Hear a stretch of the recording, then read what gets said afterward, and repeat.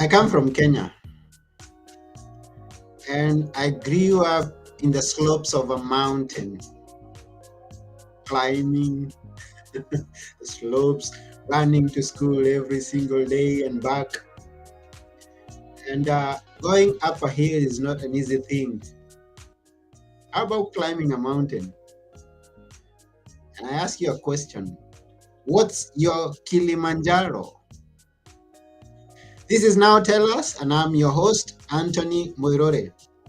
But Now Tell Us, we have guests come and tell us stories. They come and inspire us, teach us something that is passionate to them. And always we're having a great time. And that means that even today, we have a great time with our guest, who is known as Krys Pappius. She's going to be here very soon. If you're ready, let's go and meet Krys. And we're going to know much more of what she's going to tell us today. Here we go.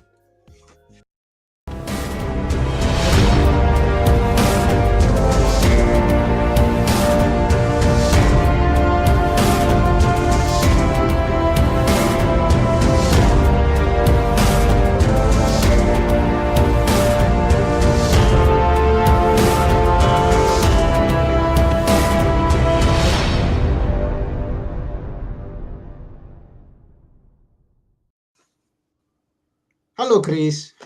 Hello, Anthony. How are you? I'm good. I hope you too.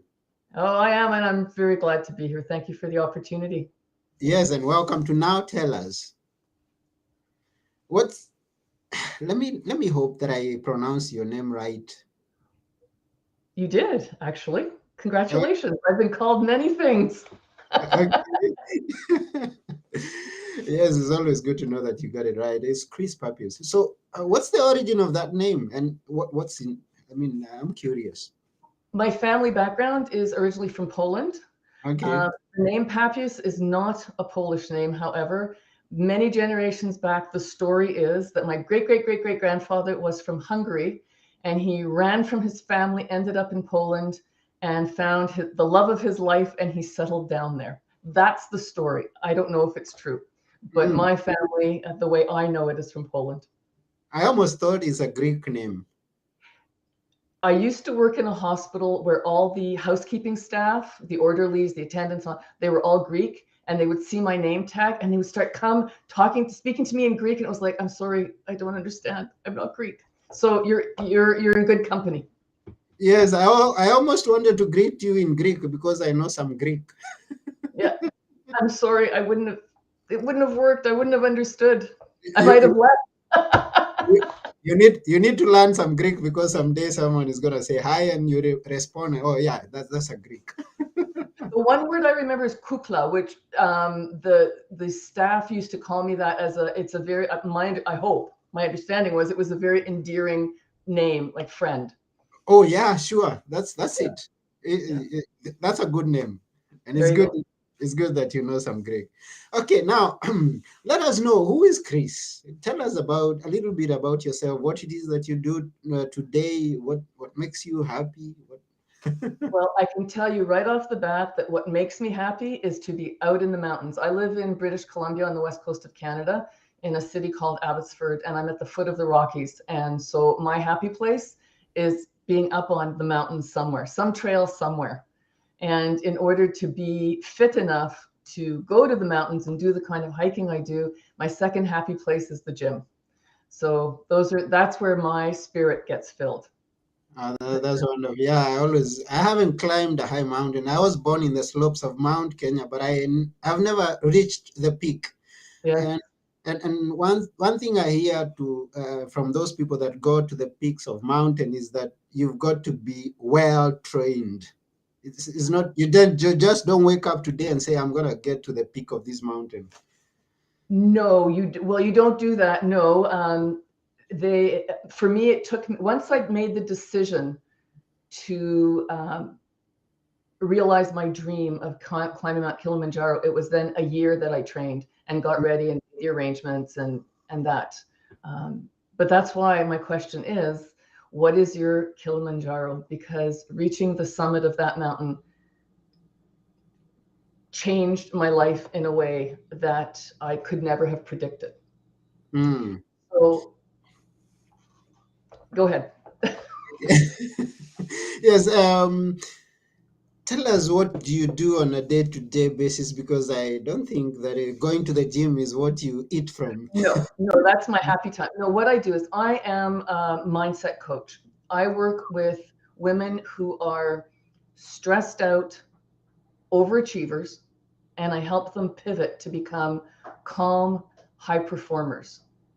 The difference is that overachievers, which I was the poster child for overachiever, is someone who believes that their personal value is based on their achievements. So you keep trying to do more and more and more, but I was also um, a, a people pleaser. I had no confidence, a people pleaser. Mhm. And there was never enough. No matter what I did, it was just never enough. So I kept driving myself, and it's crazy making.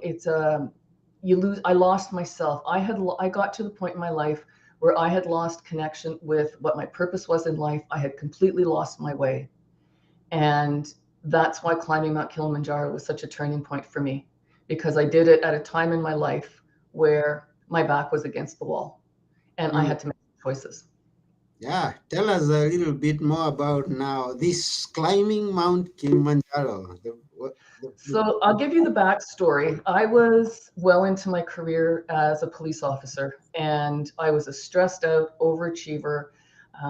And one night I got involved in an investigation. I ended up in a pursuit, and I crashed my police car quite badly. It was quite a violent crash. And I ended up with some significant injuries. So I was off work for 15 months. Mm.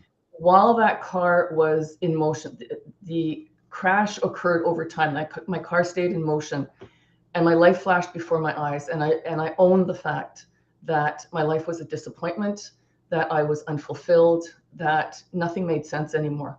And I Mm. vowed to myself that I was going to make change. If I survived, I was going to make changes. Clearly, I survived. Um, and it took me 15 months to get fit to be back to be on duty again. And Mhm. I remember going into the office that first day, and I walked into the locker room. I put on my uniform. I put on all the tools, and I looked in the mirror, and my heart sank because nothing had changed. I was still that person who had been in that car. And that's when I reconnected with my determination to change. Mhm. And I had a lot of dreams that had been on, collecting dust in the dark. And one of the dreams was to climb Mount Kilimanjaro. I had Mhm. first seen the mountain in 1980. I was visiting Kenya. I saw the mountain, and I wondered what the world would look like from up there. Mm. And as soon as I thought that, all those beliefs came. You can't do that. Who do you think you are? You don't deserve this. And when I looked in the mirror in that locker room that day, I resolved that I was going to climb Mount Kilimanjaro. That I was enough of saying no. I was going to fulfill that dream. And I started training. I made arrangements. And in 2006, I saw the world from the top of Mount Kilimanjaro. And in that moment, I saw the world in all its beauty, its texture. I saw life as full of possibilities. And I knew that from then on, whatever happened in my life was going to be a choice. Mhm. Now, the interesting that happened is when you have a dream that you've put off for so long and you say yes to it, the impact is that, well, I could do that. What's next? It's Mhm. it's the answer. What's next? I've done this. What else Yeah. can I do? And I had a lot of adventure dreams that were collecting dust on the shelf. So I went to Rwanda to see the wild gorillas. I ended up going into the Sahara Desert. I went to Mongolia where I saw a total eclipse of the sun. I trekked across the Himalayas. And each one of these adventures made me understand that I could do whatever I wanted to do. I Mhm. still didn't know what I wanted to do with my life. I was still lost. I hadn't done the inner work yet. But doing these adventures started the dominoes effect. And once I got the adventures ingrained and off the bucket list, it was a question of looking within to see what was going to bring my life fulfillment. Mm-hmm. So that was another journey because I thought I had to do it myself. I had to find my own answers. So I read books and I went, read books, did the courses, did the workshops. And what I discovered was they all gave me permission to dream. None of them told me how to make dream my reality. Mm. Right? They tell you dream, dream, dream big, but they never tell you how. So I Mm. got a few golden nuggets from all these various resources, and I took a step back and I realized that there was a process, that those nuggets could fit together in a process. And when I started implementing that process and doing the inner work, that's when life really changed, to the point where now I know my purpose. I live stress-free. I do what I love doing. I get up in the morning excited about the day ahead. I have a really good life. Mm. You remind me of the three P's, and I don't know whether you have some letters that you are stuck with, or whether in that process there are some letters. We're going to learn more about the process. But the three P's are, there is the promise, and then there is the process, and then there is the provision. Every dream has three parts. That's someone who said that. The three P's: the promise, the process, and the provision. Oh, well, So, thank you. Can I make a note of that, Anthony? Because it, I really like what you just did. mhm, Because to me, the process is, um, what is your vision? yeah. What is it that you want? And it has to be connected to your values and your purpose. When your vision is built on your values and purpose, you have an emotional connection to it. And the result is that you're drawn towards it, you're not pushed towards it. Mm-hmm. There's a big difference.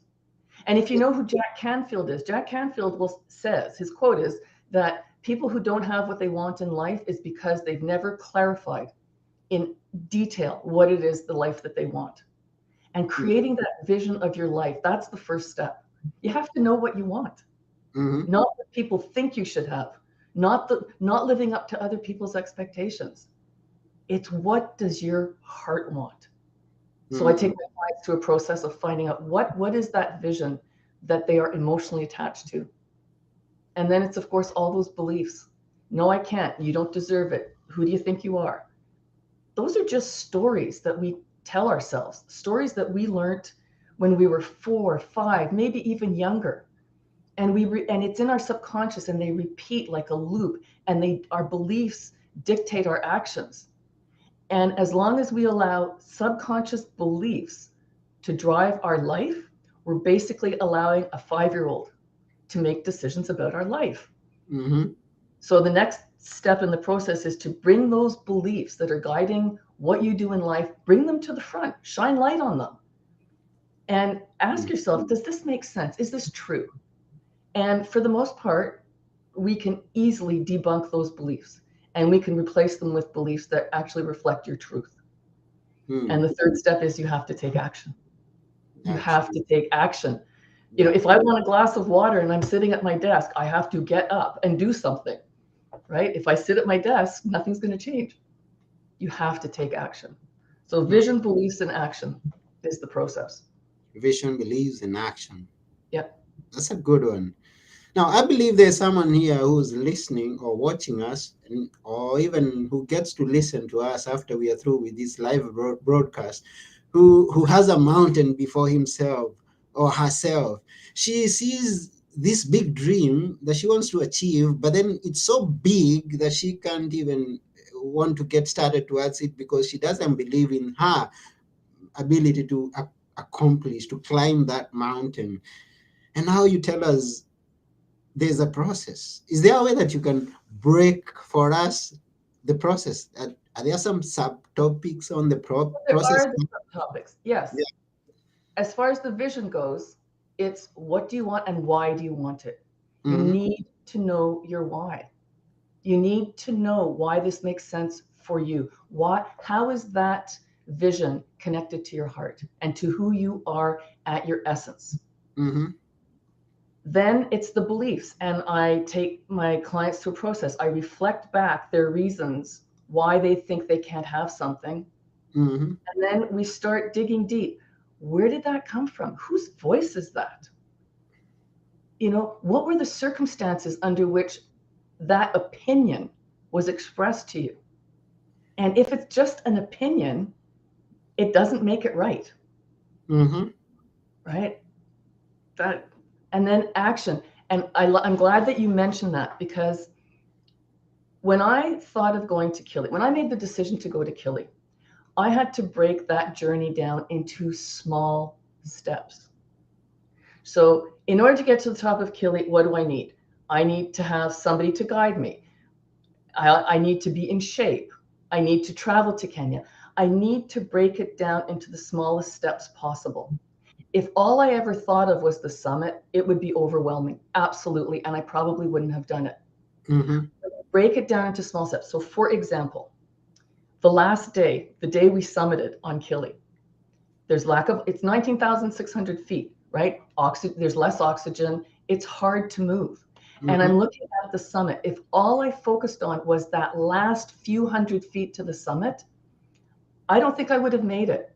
What I focused on was moving one foot ahead of the other, just so that the toes of one boot passed the toes of the other boot. That's 6 inches, Mm-hmm. right? That's all I focused on. I didn't focus on the top. I focused on the next step. And no matter what your journey is, no matter what that dream is, yes, you have the big picture. And in order to achieve it, you need to break it down into the smallest steps possible. That way, you always know what your next step is. You're never at a loss. You're never overwhelmed. You can see how far you've come because, hey, there may be 100 steps, but I've already completed 10. Look at how far I've come. And you celebrate every success. You celebrate, you acknowledge it, you own it. And the momentum keeps going. And yes, sometimes it's hard. There's no doubt that there are days when life comes in the way and it's hard. I'm not saying, I don't believe in rainbows and unicorns. Life has challenges. Our goals have challenges. You have to work at it. But as Mm-hmm. long as your heart is your guiding light, you always know how to come back. When you're clear on what you want and why you want it, when you stray, you come back. When you stray, you come back. And you will stray. You will Yes. stray. Mm-hmm. You will stray.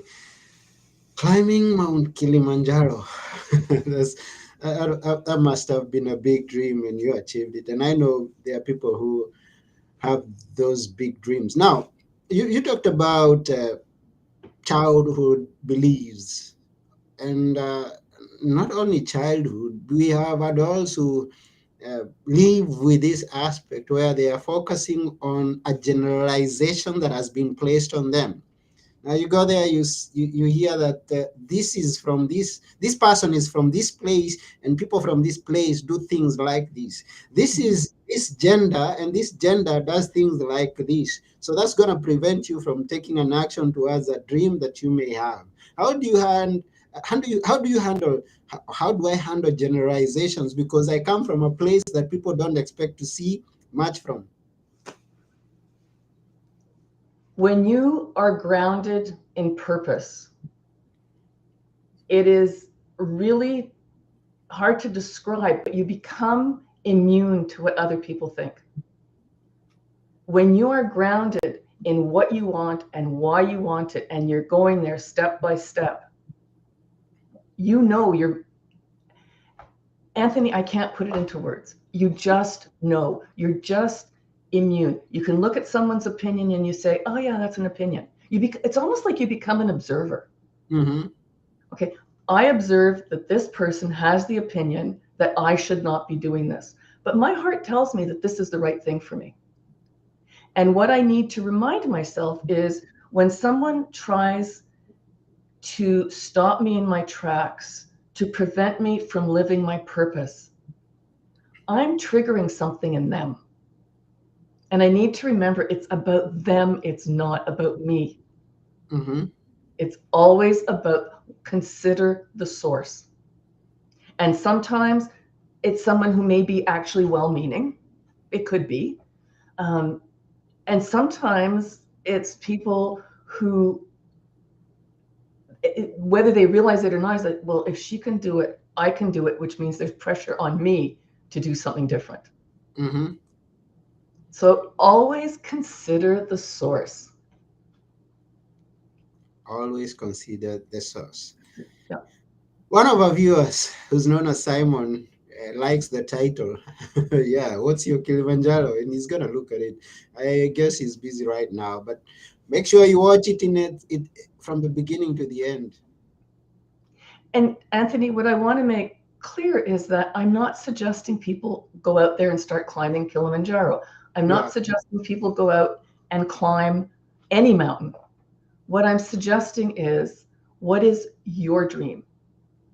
Right? For somebody who dreams of getting healthy again, maybe just walking around the block is going to be their Kilimanjaro. When they walk around the block, they'll then say, what's next? Maybe you want to write a book. Maybe you just want to spend time doing some self-care, just taking time for me. And the first time you take time for me, you realize the world is still turning. The people around me are still living.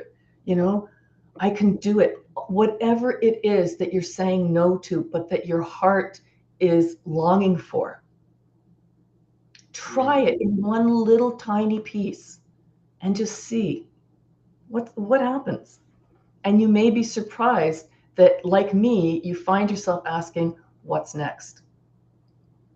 Success is an upward spiral, and it keeps getting bigger and bigger and bigger. And you step out of your comfort zone and you try new things. And the world becomes full of possibilities. Mm-hmm. Whatever that means to you, not to me, not to Anthony.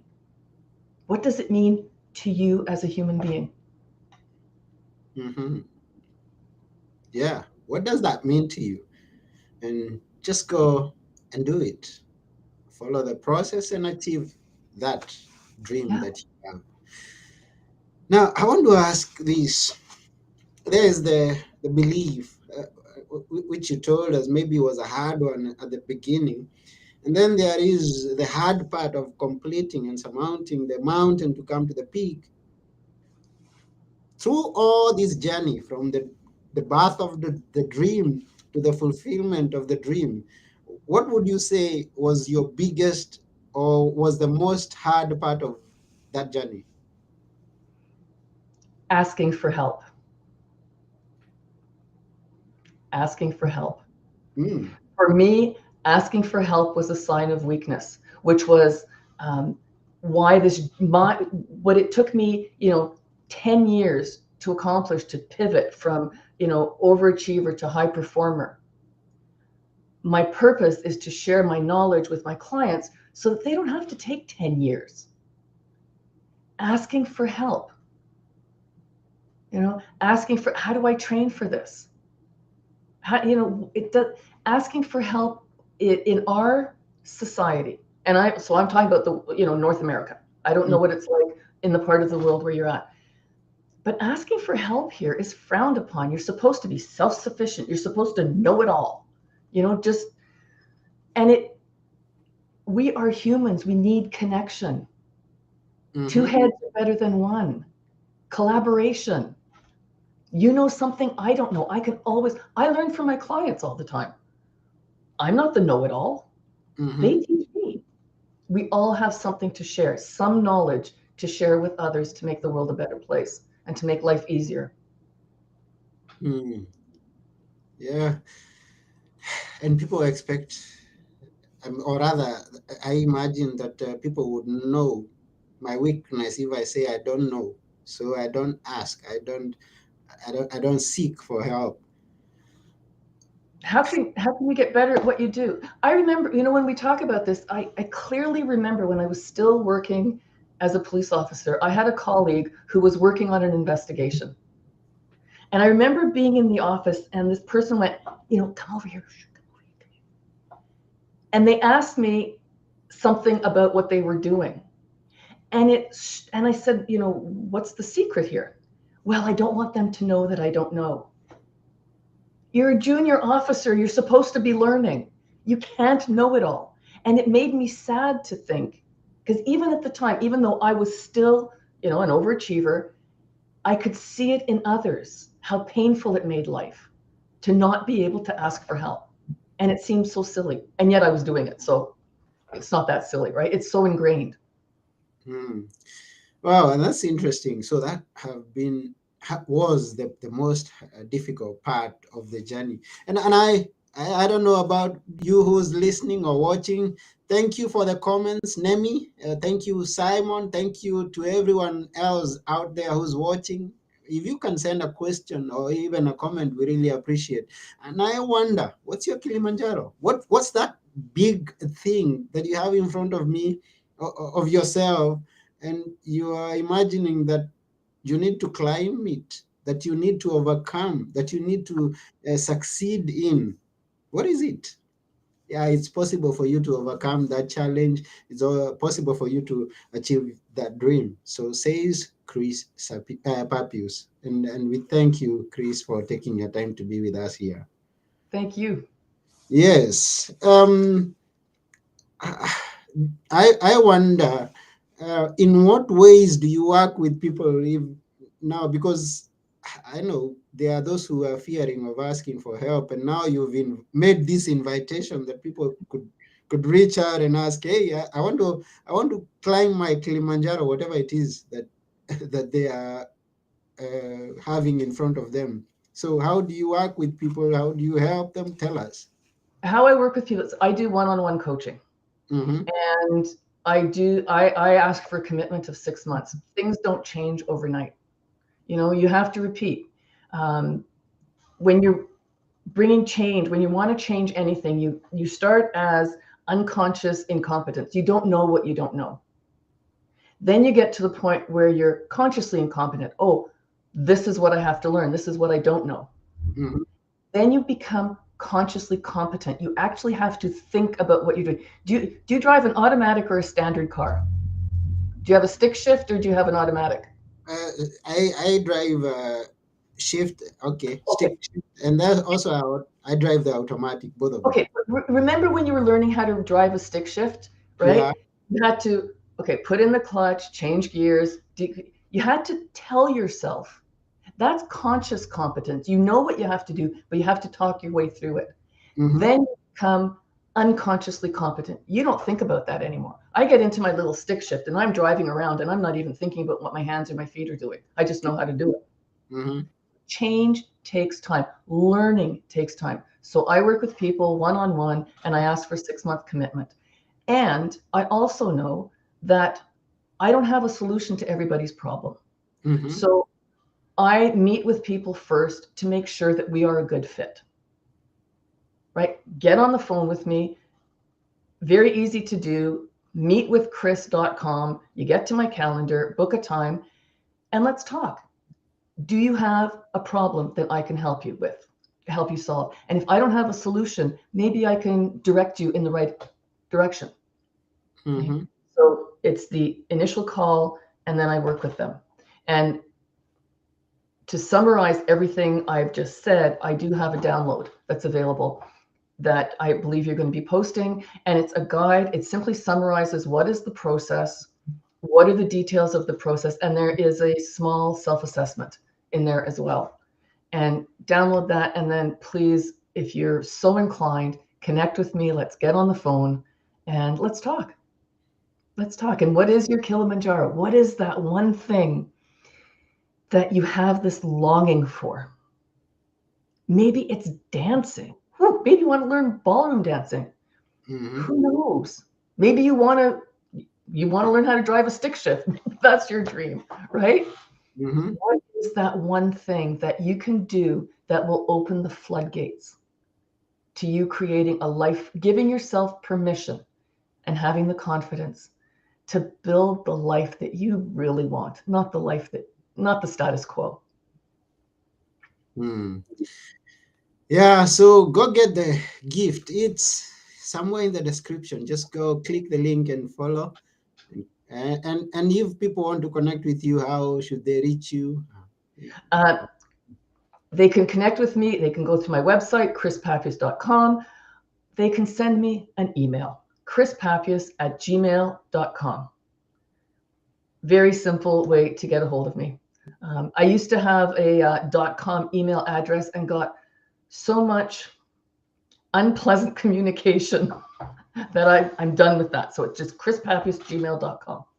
Oh, okay, that's good. So go to KrysPappius.com or send an email to KrysPappius@gmail.com. And And I'm happy to talk to anybody. Even if I don't have a solution, our conversation will be worthwhile because you'll get some clarity as to what the issues are for you. hmm. And it's good that you mentioned that. Is there a specific group of people that you work with, or can just anybody reach you and then you're going to find out the direction you're going to send them to?